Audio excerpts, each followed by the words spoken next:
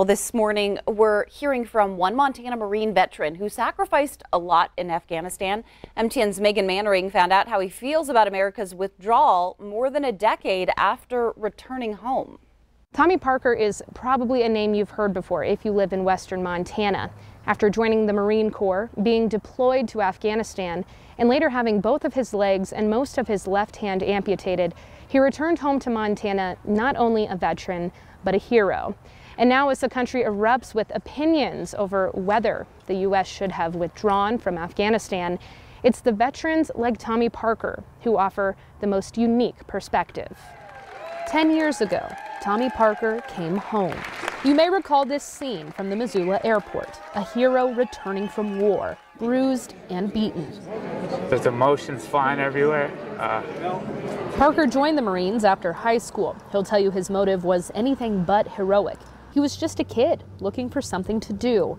But only 10 days after his 21st birthday, he received his first and last assignment. So I deployed to Afghanistan September 28th of 2010. And it was my first deployment and my only deployment. We deployed to a place called Sangin, Afghanistan, which is in the Helmand province. Call it luck or call it tragedy, but Parker made it out of Afghanistan. However, due to a life-altering injury, the journey to where he is today wasn't always full of heroic cheers. The day that I got injured, December 11th of 2010, my unit was tasked with detonating some IEDs that were outside of a farmer's compound. We went there, we blew it up, everything was okay. And then when we were almost back to our patrol base, I stepped on an improvised explosive device, resulting in the amputation of my right leg just above my knee, my left leg at my hip, and all the fingers on my left hand save my thumb. So ultimately it left me 4'2", 220 pounds and brutally handsome. His battle overseas ended in an instant, but a battle back home was just beginning.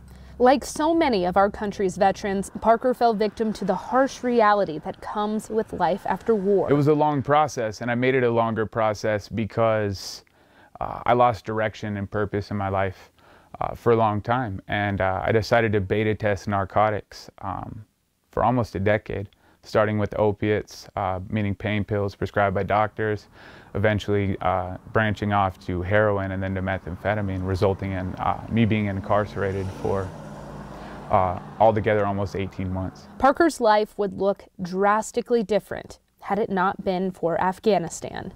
But looking at the sum of his life's experiences, he knows his sacrifice was worth it. There were hundreds of thousands of people that died on both sides, that lost a limb, and there were Americans that went over there and fought for soil that we weren't allowed to keep.